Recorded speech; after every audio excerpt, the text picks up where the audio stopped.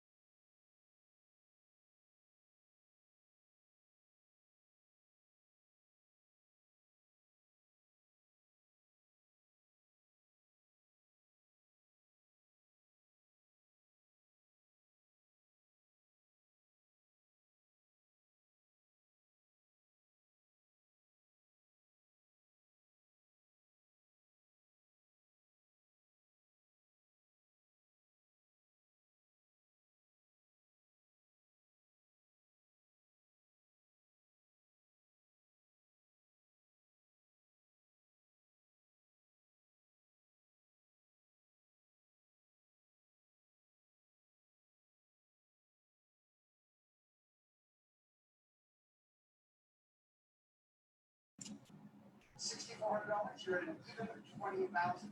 The moment you're in the lead.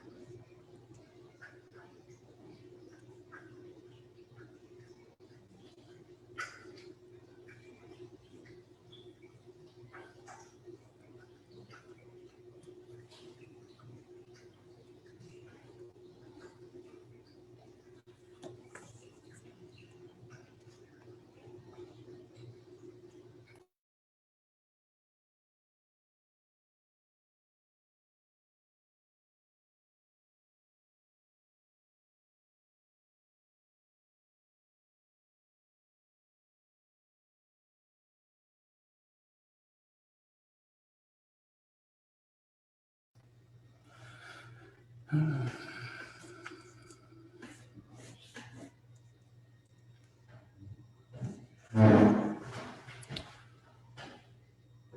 right.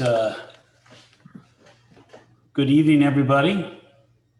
It's 8 o'clock by my watch. Hope everybody's well. Welcome to our third community meeting. I'd like to welcome everybody. Got a lot of returning faces back for more exciting talk about the Spotswood project. We'd also like to especially welcome my partner, Randy Cosby, and give him kudos. His wife is actually due to give birth today. So in case he just leaves abruptly, we're going to go ahead and excuse him. Or given where the camera's pointed, this could be a very exciting, more exciting than we had anticipated Zoom meeting. So thank you, Randy, for being here. I did ask him if the blessed event did occur during this meeting, if he was going to call his child Lexi, and he told me that he was not because he already has a dog named Lexi, and that would be confusing in family gatherings. So. Edwin suggested it would just be efficient. That would be efficient. Just say one name and two folks come, so it's a good thing. But anyway, well, we're going to go ahead and get started. We've got some familiar faces on the Zoom call and some new ones. So my name is Edwin Gaskin, and myself and Randy Cosby, we're with Echelon Resources. We're part of a 2-company team that's submitted a proposal to the city for the development of the Spotswood site. This is our 3rd community engagement meeting, but by no means, when this is over, is at the end of community engagement. Not only do we have the normal public processes that should follow, but we're frankly always available. If somebody has ideas or comments or thoughts or complaints or criticisms, there's lots of ways to get a hold of us, and we sort of pride ourselves in making ourselves available. So don't feel like this is the end of the dialogue by any stretch of the imagination. I have a PowerPoint to run through really quick that kind of goes over the basics of us and the proposal, and then we'll open it up to discussions as folks see fit. Can everybody hear me okay? Maybe too well? Okay, thank you. Oh, oops, hold on. Share screen.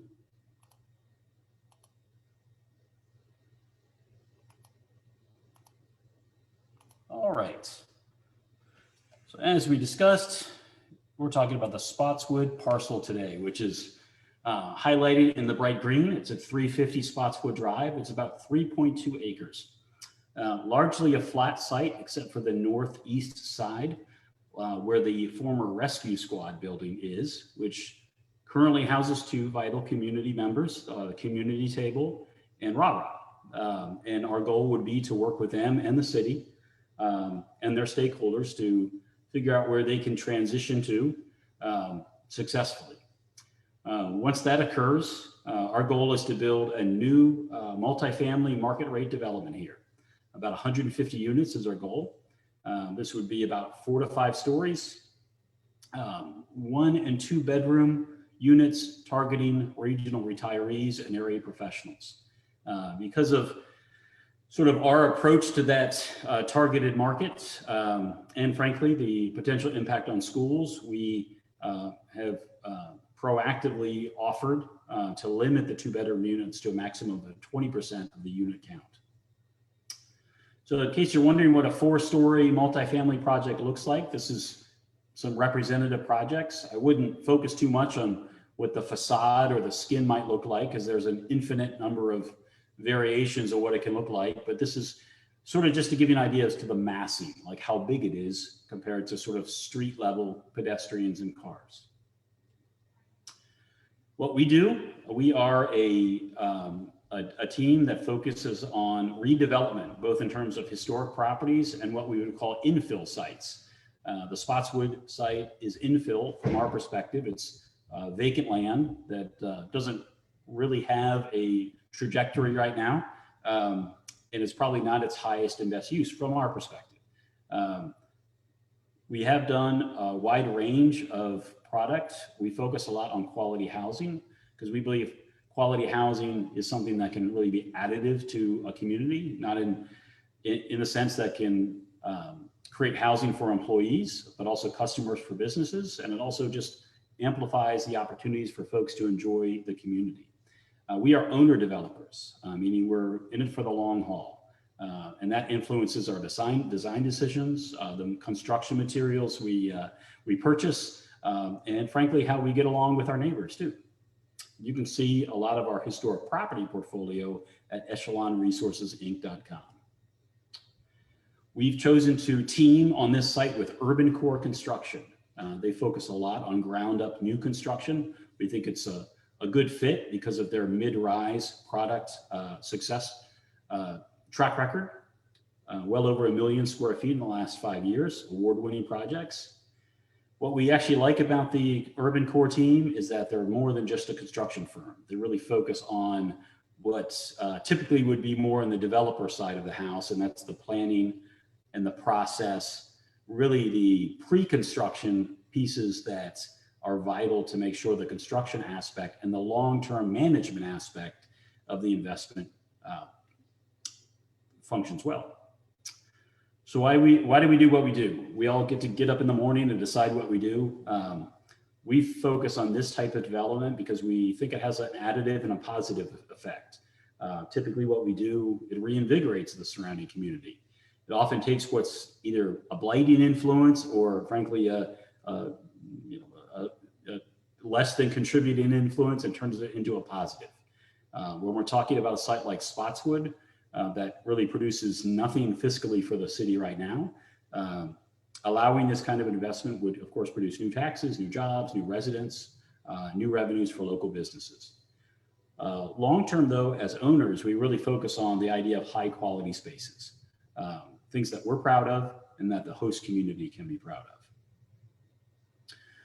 There's a lot of things we like both about Lexington and the Spotswood site specifically. Lexington is a regional draw. It's a cultural centerpiece. We've been trying to get traction there for a while with the project. We just love everything about it. The food culture, the history, the entertainment, the fact that it is a historic city inside of a beautiful rural environment. We think it's well connected to other parts of the state and the country, and it has a great reputation. In terms of this site, what we like about it is that it is well connected. We're not a big fan of auto-dependent communities. We really want to give our tenants and clients more than one option to find their way around. And so the fact that this site is very walkable and bikeable to area amenities and employment centers is a big attraction to us. So what are we going to do at the site? What are we proposing to do? Again, we're focused on the professional tenant, really on studio and 1-bedroom units. These will be maintenance-free, loft-style residences. And we've carved out a good niche for ourselves with these kinds of units around the state. And we think the working professional type of renter likes what we produce. So what is our goal at the site? We think the site is well located, though it's underutilized. From our business model perspective, we don't see a lot of value in the rescue squad building. It's obsolete, it's deteriorating. The site itself has some challenges that we think can be overcome. Underground and above ground utility locations that just aren't exactly where we would want them right now. And in their place, we're planning to build a mid-rise 4 to 5 story market rate residential project, which our driving goal is that is additive to the surrounding community in terms of value. This is just a list of projects that our various team members have been involved with. I won't expect you to take notes on this. I think this is all available for review later. Most of these are in the Richmond, the RVA area. So this is a very rough draft schematic site plan. The final product will surely be different than this. This is something that we pulled together between our city council presentation and our first community meeting, which I think was on the 3rd. But we wanted to get this into the community discussion because this is really where we're talking about how do you fit 150 units on a site like this? And you can see immediately that it's a small site. Those red lines show roughly the setback requirements from the current zoning ordinances. You'll see sort of red dashed lines around the site.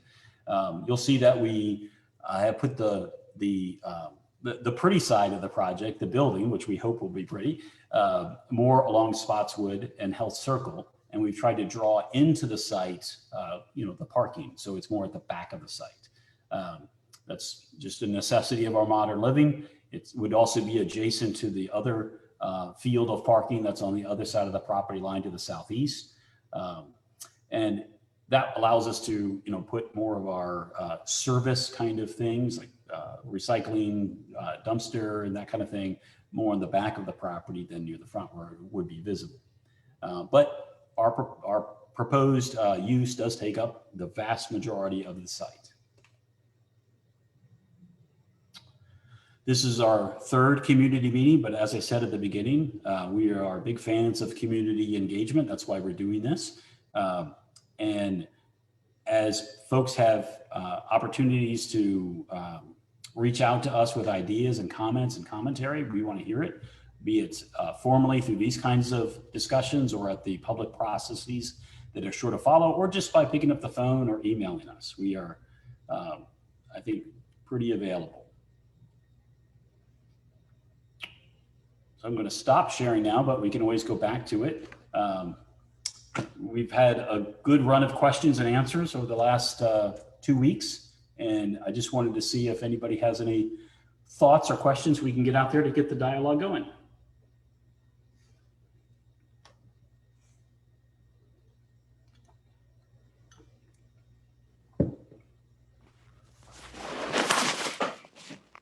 Debbie, do you have a list of questions for me tonight? No, I just have one. I've been thinking. No, I just was thinking, anticipating all kinds of scenarios.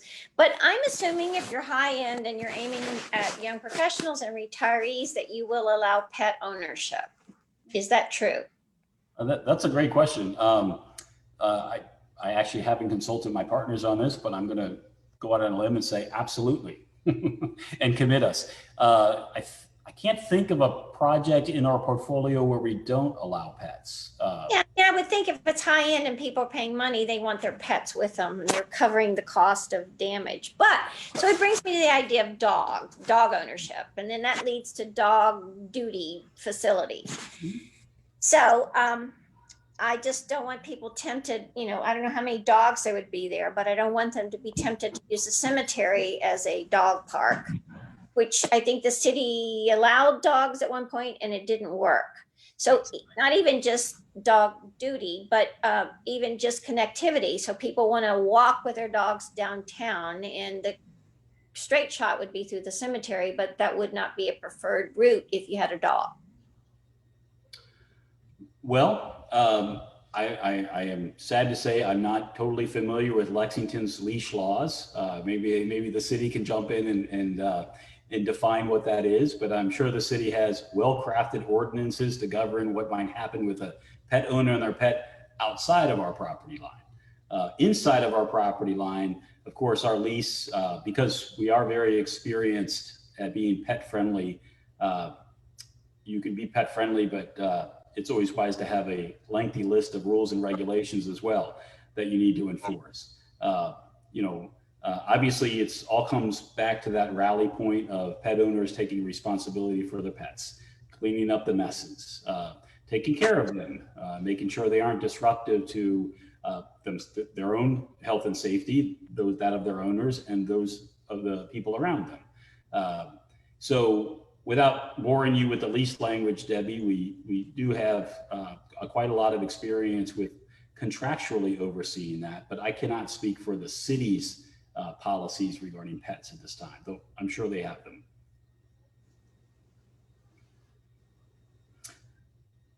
Okay. We have a question in the chat box. What is a loft style apartment? That's a great question. The term loft gets sort of bandied about, and I'm sure there's an arcane architectural definition that some school of architecture folks would get upset with me about. We take more of a generous approach to it, and that's generally a single story, open format kind of apartment. That's what we consider a loft. There will be some true studios probably in this complex that wouldn't have a formal bedroom, but the vast majority would have formal bedrooms. But beyond those walls, we try to keep it a very open floor plan. So without being too technical in the architecturally purest sense, that's what we consider a loft, but we're open to other people having different definitions of the same term. Our first two questions were very diverse. I like it.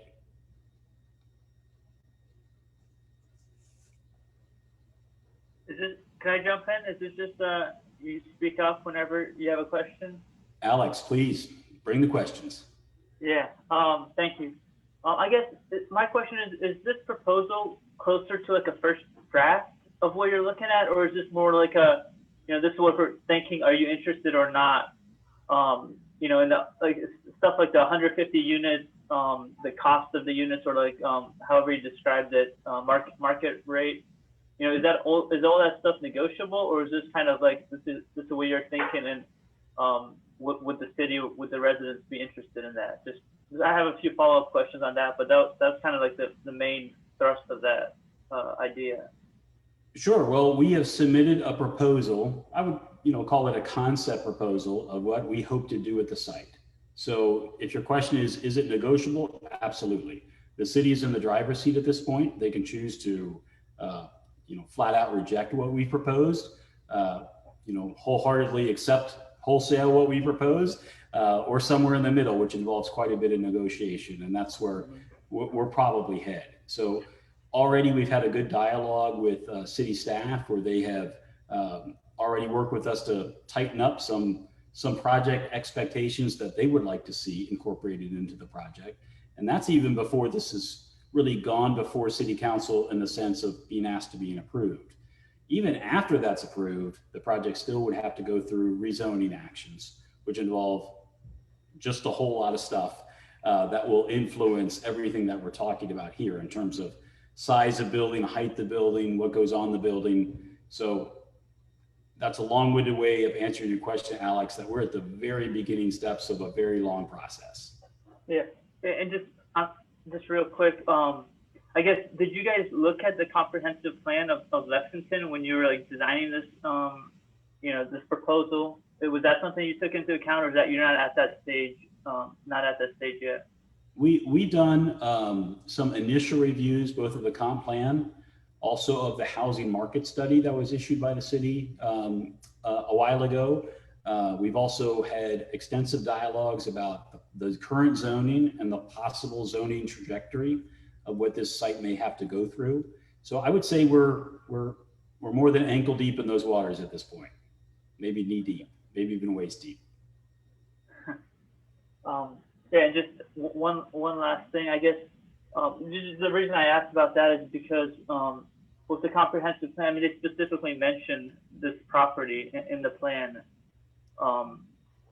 in terms of incorporating green development, innovative stormwater management, and open space into redevelopment of the Spotswood Drive opportunity site.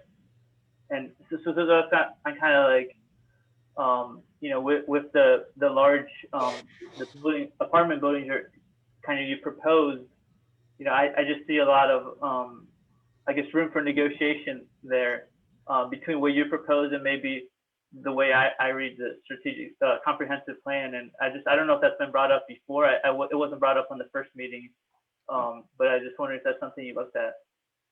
That's an excellent point. And again, you have a whole host of stakeholders involved, not only on this screen, but in the processes that lay ahead. A comprehensive plan is a very important tool for any community. Effectively, lays out the guideposts for future development. Not every proposal that comes in is going to conform exactly with the concepts laid out in the comprehensive plan. We certainly didn't wake up and decide to be in conflict with it. And we think there's lots we can do to synchronize with it, even while having a product there that may not have been envisioned exactly for that site by the folks that authored the comprehensive plan at the time. I'm a big believer in having a comprehensive plan kind of guide for a community and one's personal life, but I think we all also know that, you know, you can't just have rigidity to that as life presents opportunities. And this is just another opportunity that the city might consider. Like, Randy, you were about to say something? No, I was just going to say that he's got a good point. The comp plan, we've looked at it in depth, and some of the other things that it talks about are pedestrian connectivity and human scale and bikeways and things like that. So we intend on incorporating, you know, as much as of that as we can. I think the comp plan's about 200 pages, but so I'm sure there's some stuff in there that, you know, we will not hit the nail on the head exactly, but for these opportunity areas, I think there's only a few of them in Lexington.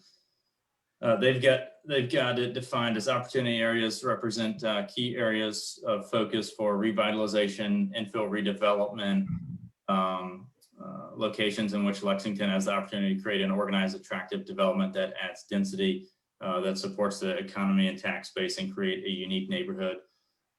So I think part of how we were trying to fit into that opportunity area is as something different that's an economic driver to the city, and also fills a gap in the housing spectrum of Lexington. But we are definitely going to you know, we're going to push our architects, and we'll be heavily involved in that too, but we're going to push our architects to try to incorporate as many of those urban, you know, newer urban planning principles as we can. And so that includes the bikeways and the rain gardens and all those things. We're going to do that as much as we can. We're constrained a little bit by the site, but we're a big believer in connectivity and like I said, newer urban planning. So we're definitely studying the comp plan hard and looking for ways that we'll be able to improve this first draft so that we can, you know, come up with a better project,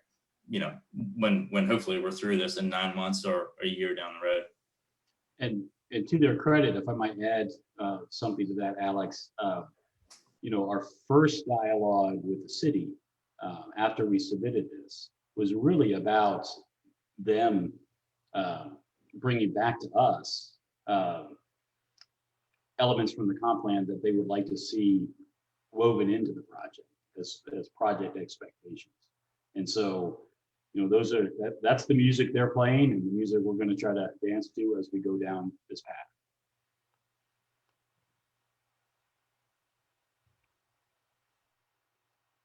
Did you have any more questions, Alex? Is that good for now? Oh, no, thank you. That's good for now. Okay, great. Well, any of them occur to you in the future, please speak up. I got another question in the chat box. Again, I think it's back to the question of loft, what that means. In the project, we're talking about 80% studio and 1-bedroom units. That might be the better terms to focus on. And maximum 20% 2-bedroom units. Another question is, are the units for sale or are they rented? And our proposal is a rental community. There may be an opportunity in the future to condominiumize one of the buildings or maybe both, but really from this initial outset, our business model is going to be one of a market rate rental community.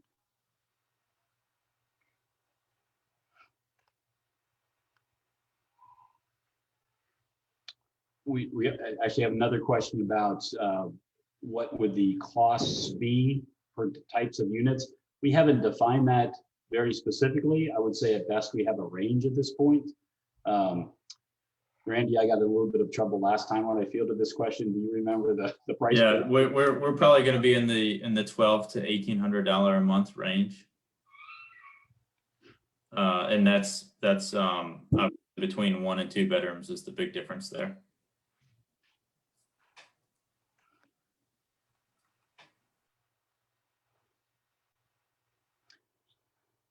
Got another question on the chat board about have we had any problems with other projects in terms of renting, selling all our units? And knock on wood, thank goodness we've not.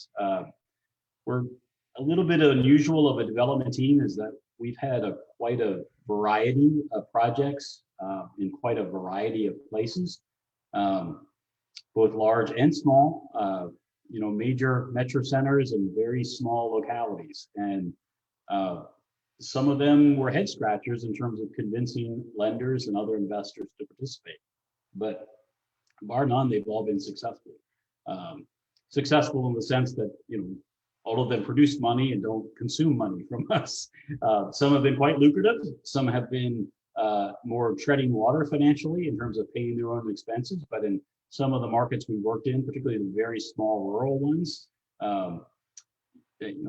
that's successful. And beyond that, I would say that the thing that's probably made us happiest is that the projects have,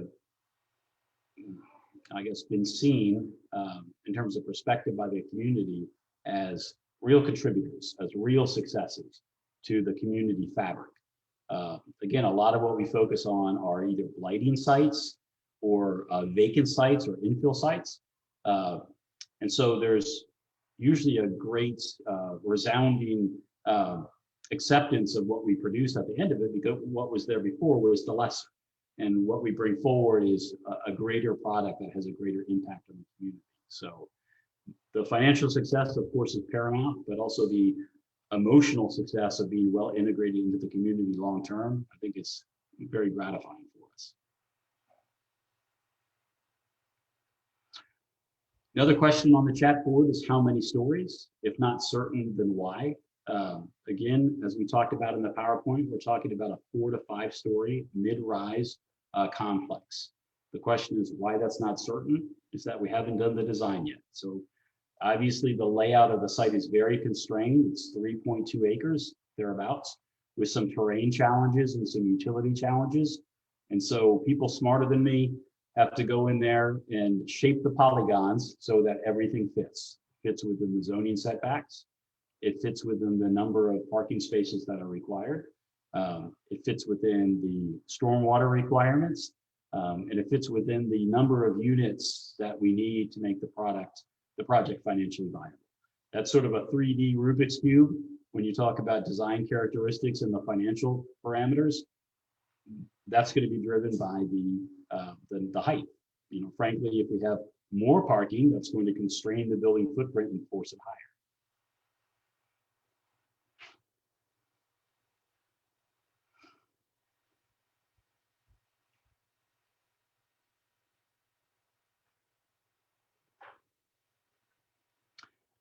Question again we have active chatters today, which is great.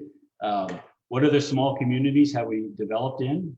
I would say to the southwest of Martinsville, to the far east of Virginia, on the eastern shore, Cape Charles, Hopewell, Halifax, South Boston, Culpeper, Fredericksburg, Petersburg. Let's see, Richmond, Suffolk.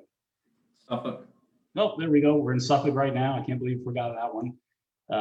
So quite a variety across sort of central and southern Virginia in terms of, not only market size, but market strength. Woodstock, Virginia. Woodstock, Virginia, we're just actually starting right now. Beautiful small town on the 81 corridor. So we have a question about the rents. Anytime we throw out draft rent numbers, there's always a fair amount of controversy with it. So Randy had mentioned that we're looking at a range, in the $1,200 to $1,800 a month, depending on unit size and Vista and all of that. So typically what we include, obviously, are water, sewer, trash. We also typically include high-speed internet in that package. We typically don't include, but have not yet made the decision here, whether or not that would include the power bill. The commenter also questioned if how these units would be seen as affordable. That's a great question. We are not the product for everyone. There is quite a bit of expense that goes into building a new construction mid-rise apartment building. And the costs of construction haven't gone down recently, not in a very long time. They keep going up markedly. And so we have to have rents that will service that debt. I think the worst thing that might happen in terms of possibilities is that the project, would fail financially, because if a new construction project would fail, that means other future new construction projects would be dissuaded from giving it a go in Lexington. So the most important thing we can do as investors and frankly long-term neighbors is to prove that this works from a financial perspective. So we try our best to be very financially conservative. All of our projects have penciled out well in the past, and we hope that this one will as well. Part of that is being realistic about the rents that we need to support the project, because without rents we can't pay the debt service. Long-term financial viability is always our goal.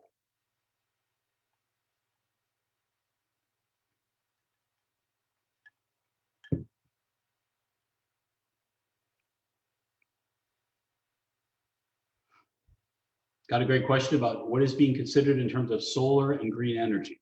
That is a terrific question. We're pretty early in the project to be able to determine that. We haven't engaged our design teams, but we will be pursuing all those options. We're kind of excited about it, frankly. With new construction, it allows us to really explore a lot of the energy efficiency products, materials, and systems that a lot of our historic rehabilitation tax credit projects weren't allowed to avail themselves of because of the conflict with the historic rehabilitation tax credit program. This being new construction, we plan to lean in heavy to those kinds of environmentally friendly and efficient processes and systems.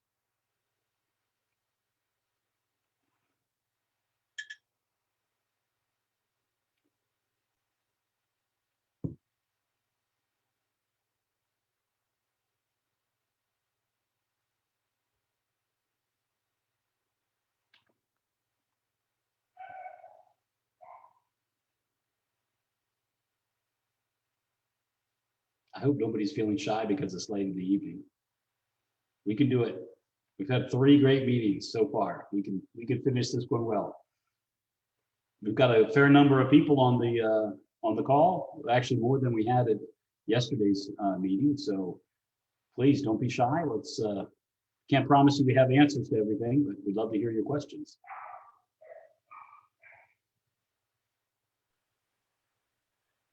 Can I jump in again? Absolutely. This kind of works off what you just said about working from a financial perspective. And I guess, and this kind of goes back to my previous question about like where you are in the draft of it, like how close, how much you're willing to negotiate, I guess, because you mentioned 150 units, but also like affordable housing is another kind of key issue that I think is important to a lot of people, including the city of Lexington. And so, I guess negotiating about making some of the units in that spot in that space as affordable, some kind of affordable housing or less than the 1,200 or 1,900 or 1,800. I guess is something that I think would be interesting, and or like what percentage of them could be affordable housing, or could any, like how are you coming up with that number 150 units? Is that what you need to make it profitable? And then, or could it be profitable by building smaller maybe and putting less money into the construction, but also getting less return, but you're not spending as much too? Well, there were a lot of questions in there, Alex, and I'm going to try to parse them out. But if I forget any of them, please remind me. I'm just going to sort of wade in there. So, the issue you're bringing up of affordability is an important and a complex one. So we are not low-income housing developers. Nothing against it, it's just that that's something that we have not done. The low-income housing tax credit programs exist to incentivize I think what you're talking about, whereby in a new construction project, certain numbers of units are income restricted, okay? And so basically, if you and I developed a building side by side and you were market rate and I was a low-income housing tax credit project, I would have essentially more incentives in terms of my capital for the project, but I would also be required to reserve a certain number of units for folks that make a certain percentage of what's called AMI, average median income. And that's part of my financing. So low-income housing tax credit projects come in, the variety of names, some of which have more stigma associated with others, but they exist for a purpose, and they exist for an important purpose. We are not that kind of developer. We're not critical of them. It's just a specialty, because in order to qualify for those kinds of incentives, you have to have a track record of having done those kinds of projects. And over our successful career, we focused on market rate projects. So I just wanted to be clear to answer your question. We are not from the outset an affordable project because we're not a low-income housing tax credit project. But let's put that aside for a second. Even with private financing and being market rates, we do find ways to create more affordability than what you might expect. We often offer incentives for teachers and first responders. But to an important point that you raised, we often design a smaller unit on average, because that in of itself will lower essentially the debt burden per unit that allows us to lower the rent demand on that unit. Does that make sense? So rather than offering 2, 3s, and 4-bedroom units, which by the square footage that they cost to build would require a higher rent to essentially service the pro rata debt service for that unit, we specifically focus on primarily 1-bedrooms and studio units, because that by itself lends itself to a smaller unit and thus a more affordable rent, relatively speaking. Does that make sense? I know I sort of got a little financially wonky there, but No, that makes perfect sense. I guess I was talking about like the whole scope of the project. You're talking about 4-story, 2 apartment buildings. I'm talking about, I understand the point about the smaller apartments. That makes perfect sense. I was talking about like the whole complex, the whole building. Like would making it smaller, I guess, to fit into the neighborhood more, I guess that's a concern. Still make financial sense for you. that's a great point. I think that making it smaller actually makes it more expensive, because there's some fixed costs just walking into a site like this. Like, you're going to have to relocate underground utilities, whether it's 30 units or 300 units. You're going to have to do stormwater mitigation efforts if it's 30 units or 90 units. There's a lot of fixed or larger costs that have to be essentially blended over a number of units for the per unit cost of the entire project to come down. Does that make sense? We've done large projects and small projects, and it's very hard to pull off a small project in a way that's financially feasible, because there's basically no room for error. If the cost of 2x4s go up, you have fewer units to blend that over. If you get hit with some sort of permit fee that you weren't expecting, or some sort of charge that you weren't expecting from the power company, again, to get that transformer onto your site, are you dividing that by 30 units or by 90 units? It really comes down to that aspect. So if there is a chance for this project to become more affordable, from our perspective, you need more units to really make that more likely.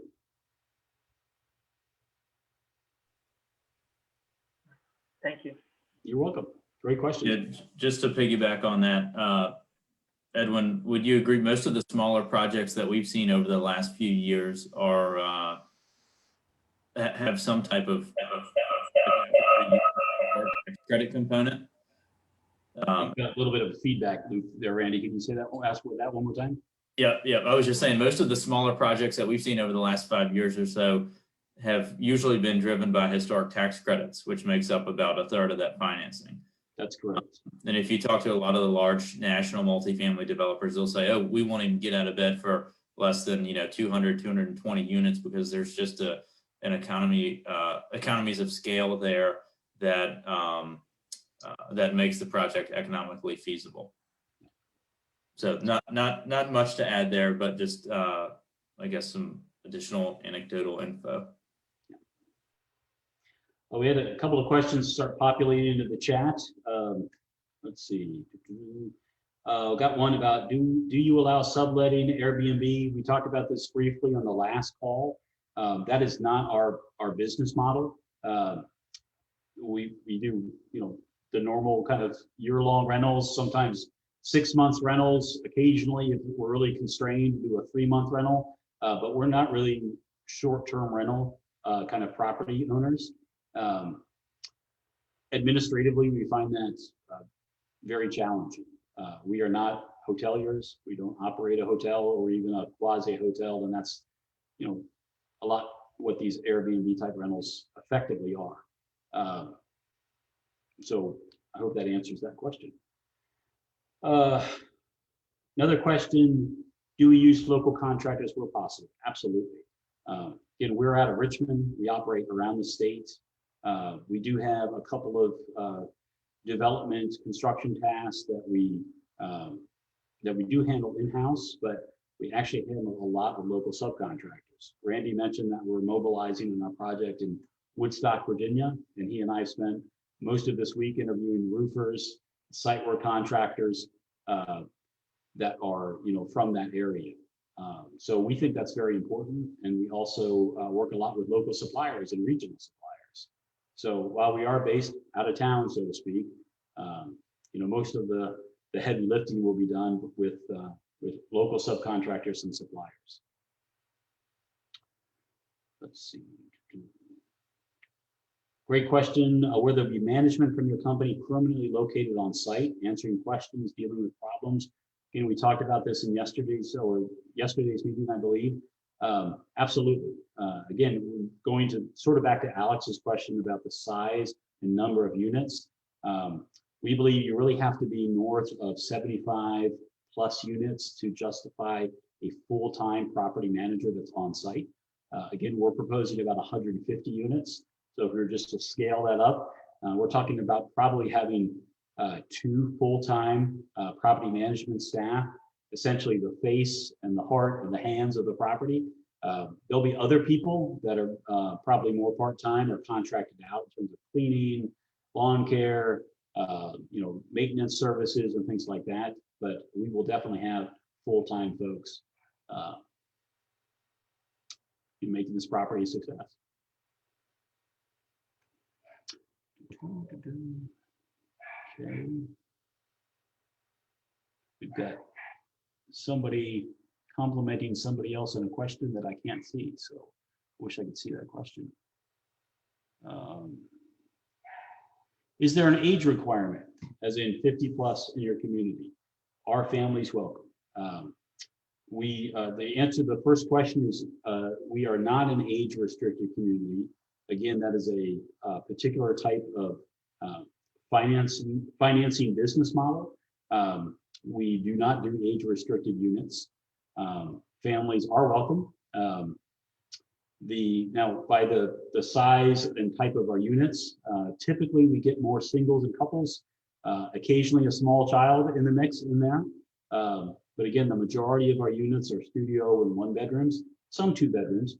Families are welcome, but we typically don't have the unit mix and types that most families are seeking. I've said it before and I'll say it again, we won't be the product for everyone. I think the strength of a community is having a diversity in housing stock where people can choose where they want to live, and then over time, as their needs change, move to someplace else in that same community. So we hope to occupy a certain part of that housing spectrum, but obviously we can't be everything for everybody. Oh, big question here. are there any existing zoning rules that would limit any part of this project, and where will you seek an exception? um, the answer is yes, yes, and there'll be several that we're seeking. There's current zoning in place that doesn't really allow everything that we're seeking in terms of density and height and setbacks. So there are lots of limits in terms of the way the site is currently entitled in terms of zoning. Where we'll be seeking an exception or a variance from that or a rezoning, we're just now starting to map that out just this week, in fact. So I can't really answer that question intelligently, but there will be a rezoning action that we'll have to pursue.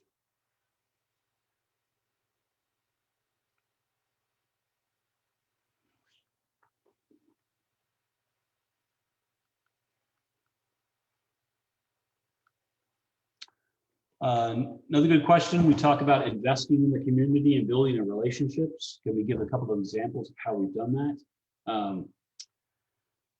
Let's see. I'm thinking of kind of a semi-controversial project we had a few years ago in Halifax County, where we put in a proposal to redevelop an old school, and it touched some nerves and caused a little bit of controversy at the time. But we got through it, and we developed a great product that became really a favorite to the community. This is the Halifax Lofts project at 722 Mountain Road in Halifax. And one of the things that we really enjoyed about that project is that, unbeknownst to us, the local economic development arm of the community was asked for door codes because they were touring economic development prospects, as in companies, through our community to show them where housing options may be, attractive housing options may be for their visiting executives and engineers. That project took on more of a corporate relationship aspect that we weren't anticipating. In fact, one of the major employers in the area started using us for short-term corporate housing, where they would fly in engineers from Europe and put them up with us for a couple of months on temporary engineering assignments. So that was an unexpected evolution of what we were doing there, and it continues to this day. So that was just sort of a relationship we engendered by creating attractive housing and being flexible and how we could work with the local employment community, both the manufacturing base and in a specific instance, the hospital that's still there.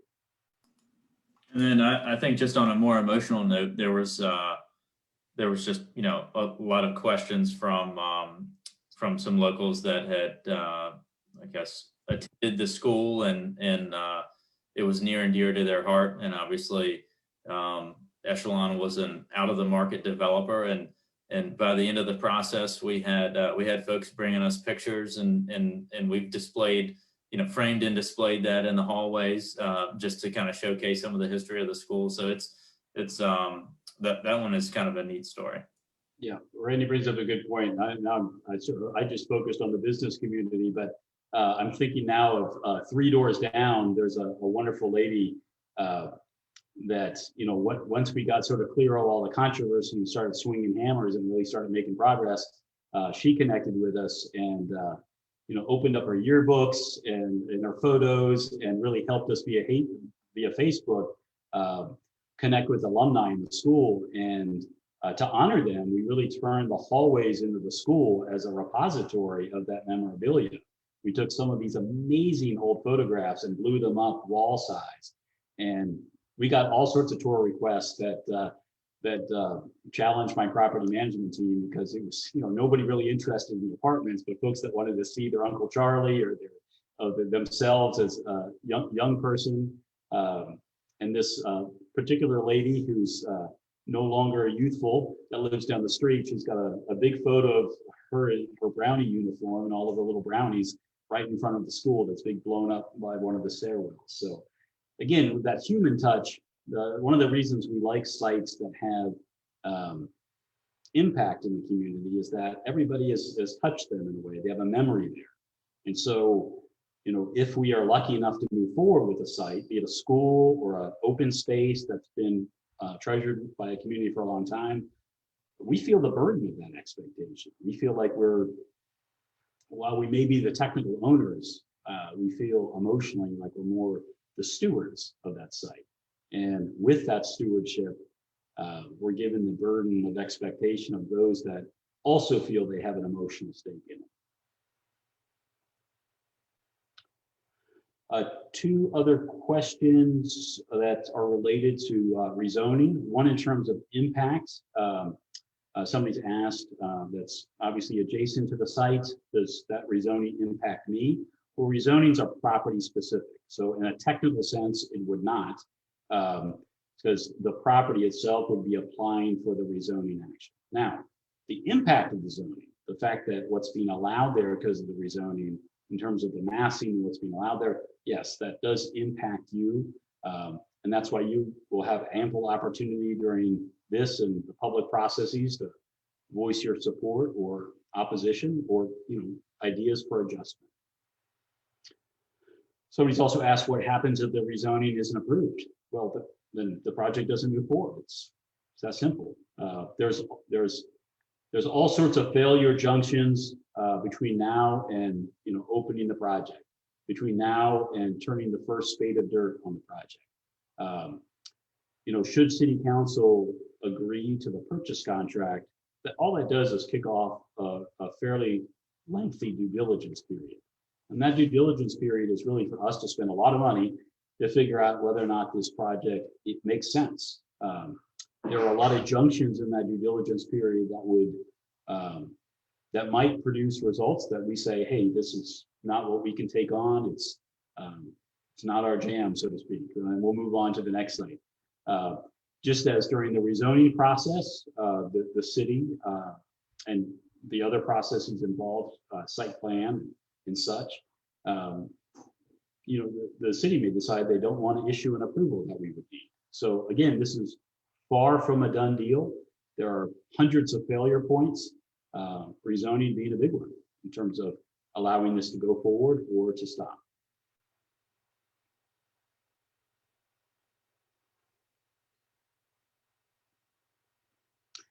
We have a question, I'm not sure I quite understand, but it says, has our company checked into the shopping opportunities or lack thereof in the area? If you're asking from the perspective of us being a retail developer, we're not traditionally known as retail developers. We have done some commercial space, but this project is entirely residential in nature. I may be misinterpreting the question, but I appreciate you asking it.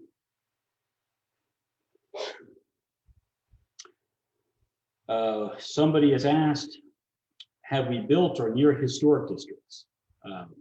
Yes.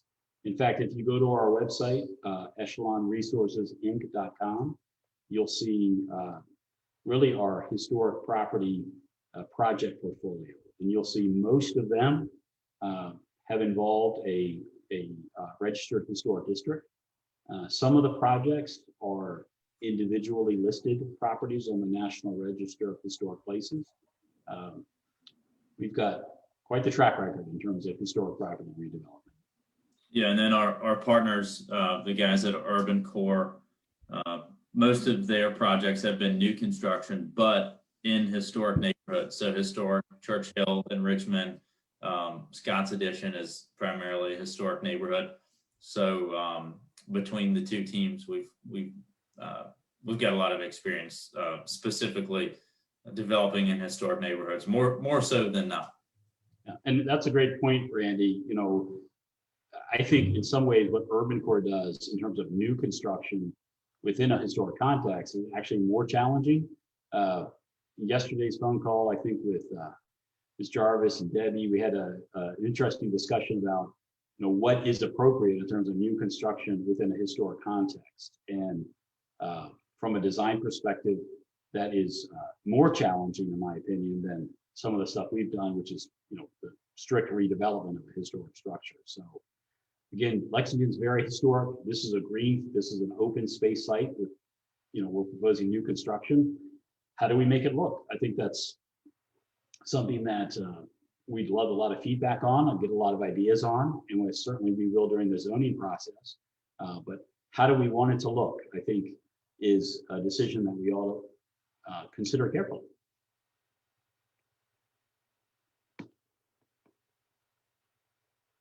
We've gotten more chatted questions on this one than we have on any others. I have to scroll up and down to make sure I don't miss any.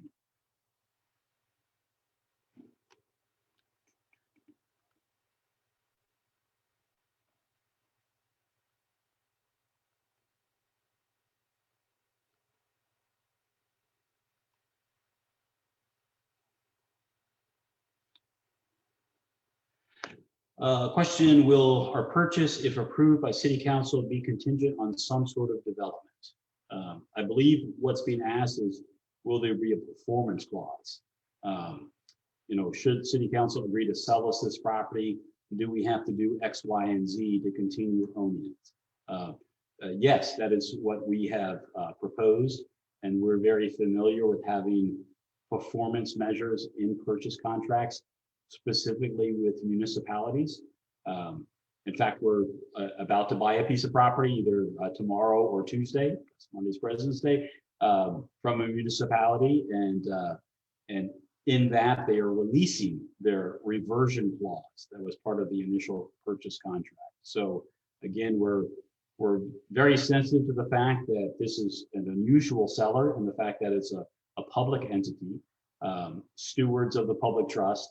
And so when they enter into a contractual arrangements with us, there needs to be an extra burden of assuring that we're going to go the distance with what everybody has agreed to. A follow-up question to that is, if our development efforts are not successful, as in getting a financially feasible project, will you be able to sell the project to another buyer? That's an interesting question. I don't know if we were financially unsuccessful, why anybody would want to buy us. But yeah, after we're open and operating, and we'll be subject to the terms of our financing. So assuming that we are successful, because that's what we want to assume, every business enterprise is an exercise in optimism. I would assume that at some point in the future, there is a possibility we would sell. That's not really our MO. We're long-term owners. There's not to say that there wouldn't be an opportunity to sell in the future. Now, if we were unsuccessful, I imagine, the bank might have first crack at owning the property, but let's hope that doesn't occur.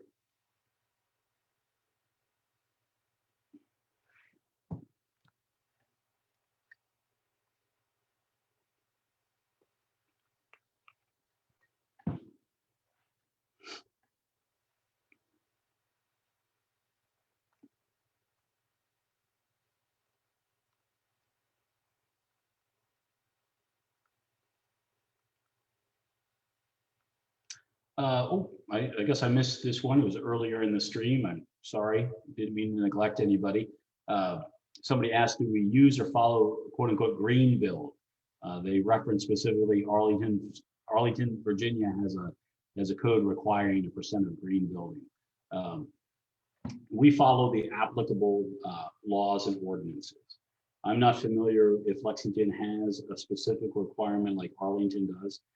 Again, as we talked about earlier, given the fact that it's new construction and we're long-term owners, we are motivated to explore every energy efficiency that we can in terms of systems and processes. So we're going to be exploring that as we get into the design phase, should City Council vote us forward.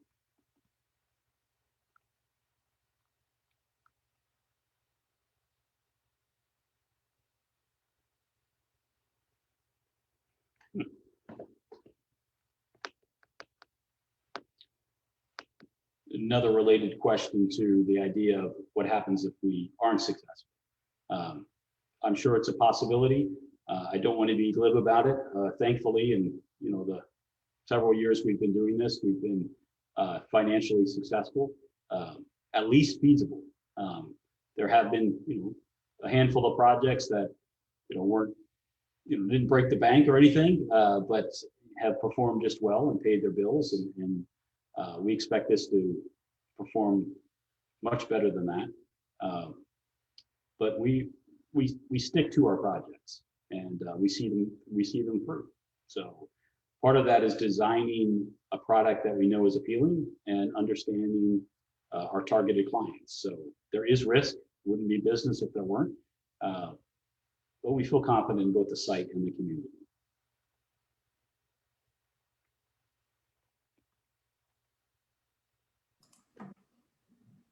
Edwin, there was someone else asking about Airbnb again, if you don't mind just hitting on that real quickly, and subletting was part of that question. Okay. Actually, I just had a question this afternoon from a tenant in a project we own and operate about subletting. Well, technically that's a possibility in our lease. We actually, I can't think across the hundreds of leases that we actively manage that we really ever allow subletting. And the reason for that is that we want to know who lives at our community. We have a high expectation of our tenants, just as they have of us. To comply with fair housing laws, we want everybody that lives with us to pass through the same processes. Somebody applies, we want to make sure that generally speaking, their gross income is 3 times the projected rent. And we do that because we want them to be financially successful with us. Everybody applies, we do a background check, not only credit check, criminal history, eviction, sex offender registry. Everybody goes through that rigorous process, more stringent than most job interviews, frankly, because again, we want our tenants not only to be well qualified, but to know that all the other tenants that they are neighbors with went through that same process. Again, our processes, comply with fair housing laws, but we are exacting in terms of the requirements we do. And coming back around to the question is, that's why we don't allow subletting. We want to have a direct relationship with our tenants and know that they have gone through the process with us directly, so that every other tenant that lives there feels comfortable with it. Again, going back to the point we raised earlier about Airbnb or any of those VRBO or HomeAway or any of those services, nothing against them. I'm sure they have their place, but that's not our business model. We're not hoteliers. We're not quasi-hoteliers. We don't really do short-term rentals because frankly, it's a real pain. We have a property management model that's calibrated for the traditional lease terms, 12 months and more, sometimes less.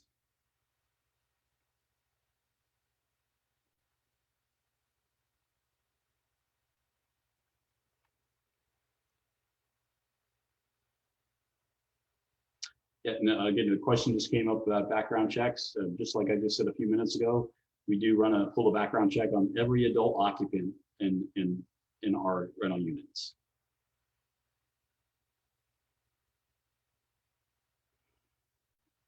And we do that consistently because for fair housing laws, you have to treat everybody consistently. You don't want to treat anybody different because that would be bad.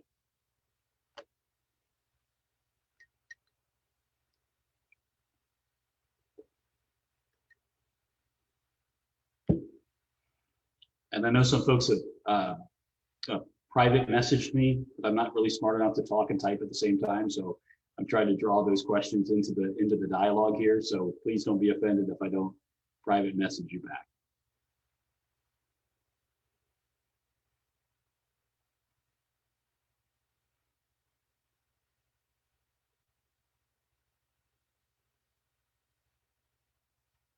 Let's see if I missed any here.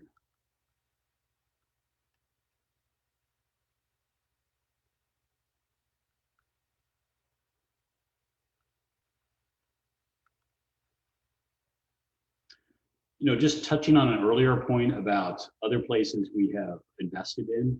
I don't really know how to articulate this because I'm a guy who really likes his spreadsheets. I really like numbers to do what I hope them to do. But really at the end of the day, when we make a decision like this, we're investing in a place. And I know proverbially speaking, you all are here to kick our tires. But in a lot of ways, we're also kicking Lexington's tires in terms of seeing if it's the right fit. Now we're here because we feel that it is, but really when we go into a community, we're looking for certain elements that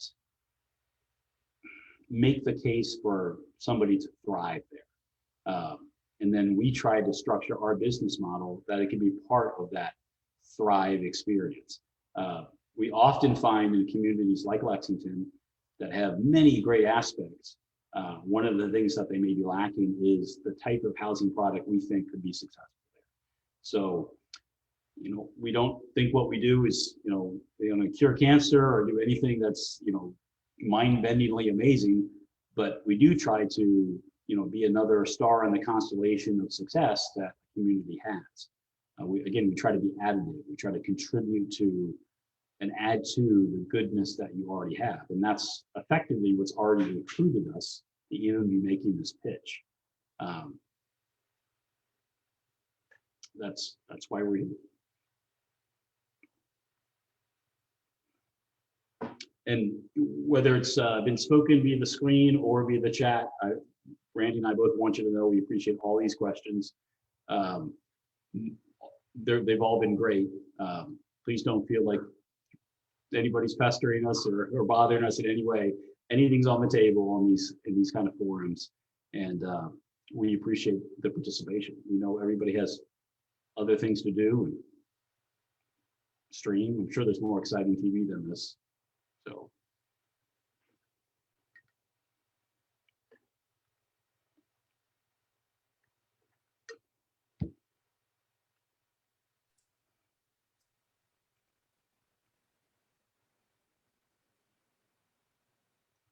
Edwin, if I could interrupt, I guess thank you to you and Randy for taking the time tonight. Also, everyone in the community who's taken this time. As the team has said, Echelon team, this is just the very beginning of a public process. And so I know the city and the city council is very interested in making sure that anyone in the community participates, they're heard, and you know, the Echelon team and city council will take those comments very seriously and see what can be done to make this a better project for the city of Lexington and all of you in the community. So thank you for your participation. I don't mean to end this, but I just wanted to note that that's very important to us. Thank you. We agree, Jim. It's nice to have dialogue. You know, so much about COVID has been disruptive and terrible. One of the things that we've seen in terms of adjustment to public processes, the ability to do Zoom meetings and things like that, they have their advantages and disadvantages, but in a lot of cases, we found the community engagement to be a lot more meaningful this way than if we were just sitting in a room and a lectern addressing the elected officials with the public behind us. So we've done this now in a couple of communities in the last year or so, and it's nice to see people face to face and engage them on a more personal level. So I echo Jim in that. Thank everybody for taking the time.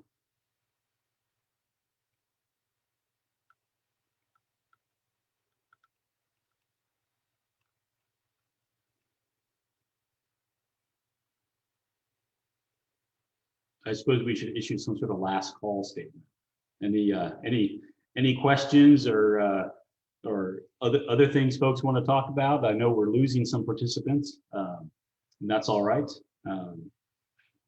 Again, this isn't the last opportunity by any stretch of the imagination, and please pick up the phone and email us if you have any, or email us if you have any thoughts or questions.